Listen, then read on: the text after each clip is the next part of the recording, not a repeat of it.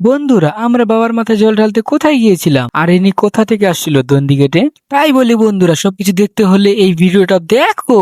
Hello বন্ধুরা, কেমন আছো তোমরা সবাই? আশা করি অনেকটা ভালো আছো। আমরাও আজকে বেরিয়ে গিয়েছি হর হর মহাদেব বলে বাবার মাথায় জল ঢালবো তার উদ্দেশ্যে। আমরা যাচ্ছিলাম বাবার মাথায় জল ঢালবো তার উদ্দেশ্যে, মানে মালদা জেলায় অবস্থিত শিবডাঙ্গি। তোমরা তো অনেকেই চিনো, খুবই নাম করা এবং খুবই জাগ্রত ঠাকুর, সেখানে বাবা বিরাজমান। তো চলো বন্ধুরা ভিডিওটা শেষ পর্যন্ত দেখো। আর আমার সাথে যাচ্ছে পাপুন, মানে আমি একা যাচ্ছি না, আমরা দুজনে মিলে যাচ্ছিলাম। আমাদের এখন ডিটোল থেকে ডান দিকে কাটতে লাগবে যাওয়ার জন্য।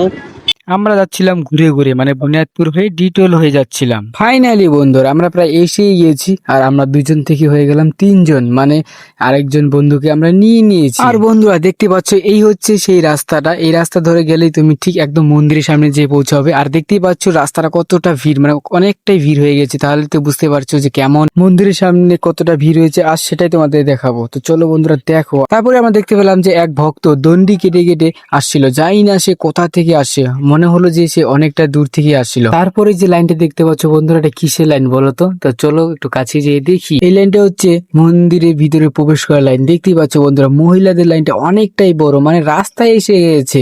তো চলো বন্ধুরা এবার দেখি আমাদের ছেলেদের মানে পুরুষ লাইনটা কত বড় হয়ে আছে। বন্ধুরা বেঁচে গেলাম, মানে পুরুষ লাইনটা খুবই ছোট ছিল, কিন্তু এই লাইনে দাঁড়িয়ে থাকার কিন্তু আলাদা একটা মজা। আর দেখতে পাচ্ছ বন্ধুরা মন্দিরের গেটের সামনে কতটা ভিড়, মানে প্রচন্ড ভিড়। ফাইনালি বন্ধুরা ঘন্টা বাজিয়ে আমি মন্দিরের ভিতর প্রবেশ করছি। দেখতেই পাচ্ছ মন্দিরের সামনে কতটা ভিড়, মানে অনেকটা ভিড় হয়েছে। আর আমি গিয়েছিলাম কিন্তু শ্রাবণ মাসে চতুর্থ সোমবারে, মানে 4 নম্বর সোমবারে। তার আগের গেল সোমবারে মানে 3 নম্বর সোমবার দিন গিয়েছিলাম নরগড়িয়া। সেখানকারও একটা কিন্তু ব্লগ ভিডিও আছে আমার এই পেজে, সেটা গিয়ে দেখতে পারো। আর হ্যাঁ বন্ধুরা তোমরা কারা কারা আসছিলে এই শিবডাঙ্গি অবশ্যই কিন্তু কমেন্ট করে বলবে।